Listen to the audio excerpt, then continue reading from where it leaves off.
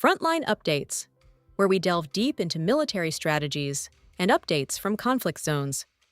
Today, we're discussing the progress of the ongoing special military operation as of today. I'm your host, Sherifa Muhammad MGT.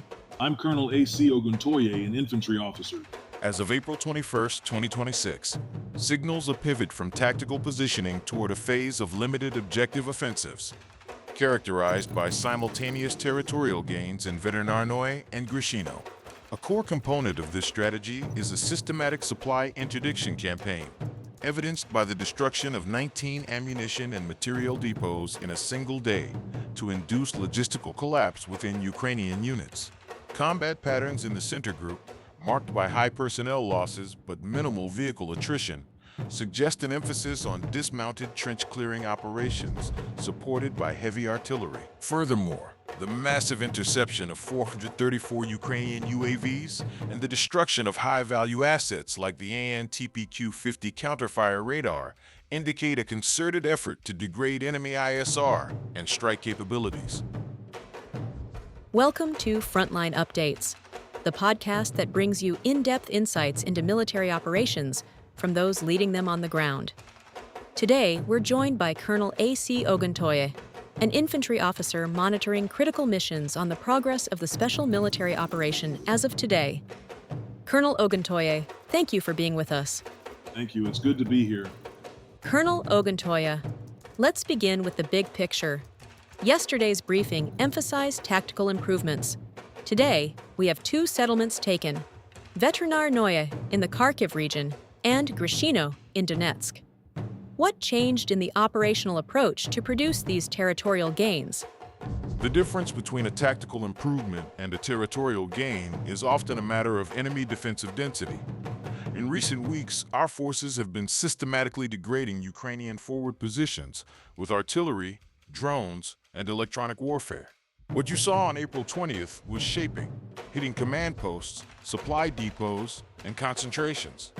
By April 21st, the cumulative effect reached a threshold where the enemy could no longer hold certain strongpoints. Veterinarnoye and Grishino were not taken by accident.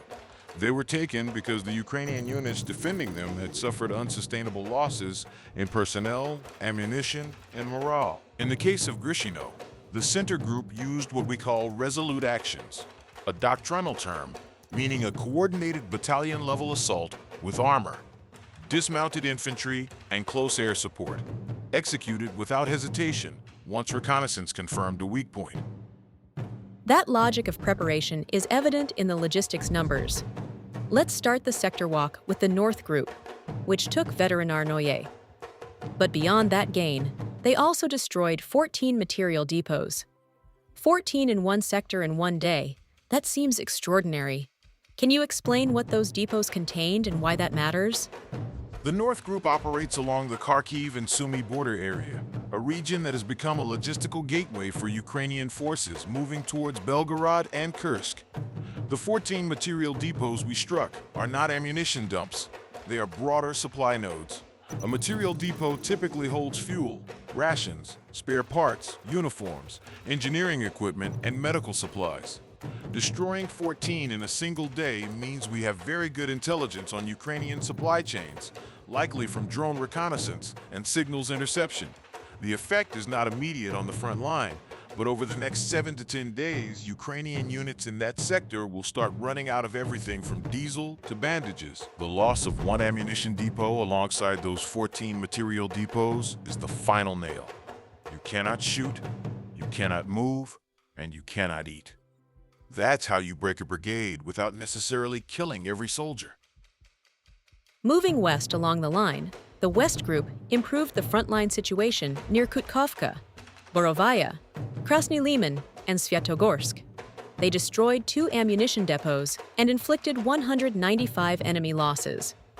What was the operational method in this sector, and why no territorial gain here? The West Group's mission is different. They are operating in a sector that includes the Oskil River line and the northern edge of the Donetsk People's Republic. The terrain is more complex: forests, river crossings, and urban areas like Svyatogorsk, which is a monastery town on high ground. Instead of a territorial gain, they focused on fixing and attrition. They hit 3 mechanized brigades and 2 territorial defense brigades. The 2 ammunition depots destroyed were likely forward supply points for Ukrainian artillery batteries that have been shelling our positions near Lyman.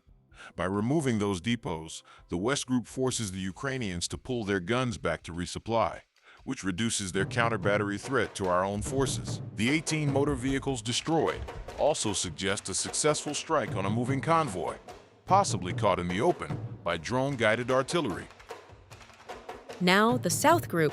They took more advantageous lines and positions, but no named settlement. They hit a mountain assault brigade, 3 mechanized brigades, and a territorial defense brigade. What stands out to you in their report? 2 things stand out. First, the destruction of 1 electronic warfare station alongside the usual losses of troops, vehicles, and guns. In the South Group's area of operations near Konstantinovka and Nikolaevka, Ukrainian EW has been particularly effective at jamming our reconnaissance drones.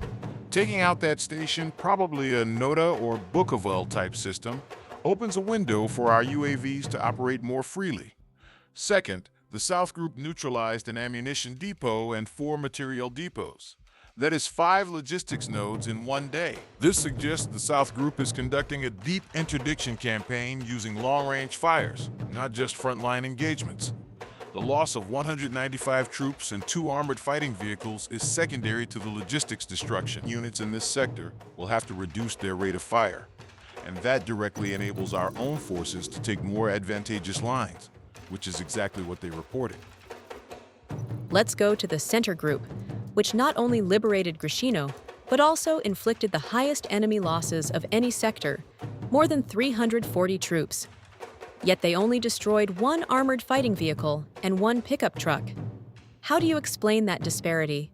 That is a very sharp observation, and it tells us exactly what kind of fighting occurred. When you see high personnel casualties but very low vehicle losses, you are looking at dismounted infantry combat, trench clearing, urban fighting, and assaults through prepared defensive positions. Grishino is a settlement with a network of cellars, dugouts, and fortified houses. The Ukrainian defenders likely fought from fixed positions without moving their armor, because any armored vehicle that moved would have been targeted by our anti-tank guided missiles or drones. Our forces, likely airborne or motorized rifle units, advanced on foot, supported by artillery and mortars, clearing each building and trench line. The 340 dead reflects the intensity of that close-quarters battle. The single armored fighting vehicle and pickup truck that were destroyed were probably used as mobile machine gun posts or ammunition resupply vehicles that got caught. A follow-up on the Center Group's operational posture. They also struck a Marine Brigade and 2 National Guard brigades, elite Ukrainian units. Does the liberation of Grishino indicate a breakthrough or just a local success? I would call it a local operational success. That may have broader implications. Grishino is not a major city, but it sits on a road that leads toward the larger town of Dobropoli. By taking Grishino, the Center Group creates a salient that threatens Ukrainian supply routes running north-south. The Marine and National Guard brigades were likely held in reserve behind the front line. The fact that they were hit, meaning they were identified and targeted by our aviation and artillery, suggests they were committed to try to stem our advance, and they suffered losses. So the implication is that the Ukrainian command is having to feed its best units into a sector where we are advancing, which pulls them away from other potential offensive axes. That is the essence of operational art. You force the enemy to react to your pressure, and then you exploit the gaps created by his reaction. Now, the East Group. They continued advancing into the depth of enemy defense, but their reported enemy losses are the lowest of any sector, only 75 troops. However, they destroyed a US-made AN/TPQ-50 counterfire radar. That seems like a very high-value target. Can you explain what that radar does and why its loss is significant? The AN/TPQ-50 is a lightweight mobile counterfire radar. It detects incoming mortar, artillery, and rocket fire, then calculates the firing point's coordinates so that Ukrainian artillery can fire back. It is one of the most effective systems the United States has provided to Ukraine. Destroying one is a major tactical victory. How did the East Group do it? Most likely using a loitering munition or a precision strike from operational tactical aviation, after the radar's emissions were detected by our electronic intelligence assets. The loss of this radar means that in that specific sector near Verkhnaya Tersa and Vozdvizhevka, Ukrainian counter-battery accuracy will degrade significantly. Our own artillery can then fire more freely, which explains why the East Group was able to advance with relatively low enemy casualties. They were suppressing Ukrainian guns before they could engage our advancing infantry. Finally, the Dnieper Group, often a quieter sector. They inflicted 55 losses, destroyed 1 armored fighting vehicle, 13 motor vehicles, 1 artillery gun, and 1 electronic warfare station. 13 motor vehicles again stands out, similar to yesterday. What is happening in Zaporizhia? The Dnieper Group's area is characterized by open farmland, scattered villages, and a relatively static front line. 13 motor vehicles destroyed in one day suggests a successful strike on a Ukrainian logistics convoy, probably trucks moving ammunition or supplies from the rear hub at Orakov to forward positions near Preobrazhenka. The electronic warfare station destroyed alongside those vehicles indicates that the convoy was likely accompanied by an EW escort to protect it from our drones. Our forces evidently overcame that jamming, perhaps by using fiber optic drones that are immune to EW, or by striking from multiple angles simultaneously. The 55 troop losses are the crew and infantry escorts. The operational implication is that the DEPR group is systematically hunting Ukrainian supply routes, not just holding the line. This is a shaping operation for a possible future advance, or simply a way to bleed the enemy in a sector where he cannot easily reinforce. Colonel, we have covered the ground sectors. Now let us turn to the domain that you have argued should never be treated as a footnote: operational tactical aviation. Today's briefing states that aviation, attack drones, missile troops, and artillery-struck production workshops, storage areas, and preparation sites for the launch of long-range unmanned aerial vehicles, as well as temporary deployment areas of Ukrainian armed formations and foreign mercenaries, in 149 areas. That is 2 more areas than yesterday. And air defense shot down 434 fixed-wing UAVs, a massive jump from 274 the day before. How do you interpret these numbers? First, the 149 areas struck. Notice the shift in target set. Yesterday, we hit energy infrastructure, UAV production, and storage. Today, the emphasis is on production workshops, storage areas, and preparation sites for the launch of long-range UAVs. This is a refined, targeted campaign. The Russians are not just hitting any industrial facility. They are specifically targeting the entire life cycle of Ukraine's long-range drone program, from where the drones are assembled to where they are stored, to the actual launch sites from which they are sent to strike Russian rear areas. This is a systematic counterforce campaign against a specific weapon system. Each workshop destroyed reduces Ukraine's ability to build new drones. Each storage area hit eliminates a stockpile of already built drones.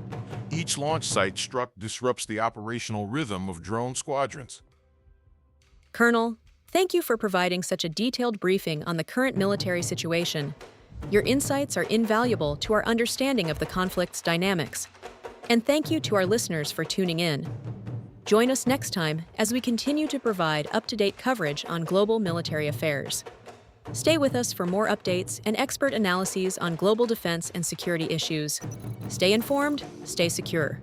Thank you for the opportunity. I want to emphasize that the tactical implication is that Ukrainian forces are becoming increasingly brittle. The strategic implication is that we may see more settlements fall in the coming week if this rate of logistical attrition continues. This has been Frontline Updates. Subscribe for daily military briefings and in-depth strategic analysis. Visit our platform for maps, transcripts, and exclusive Frontline updates from commanders in theater.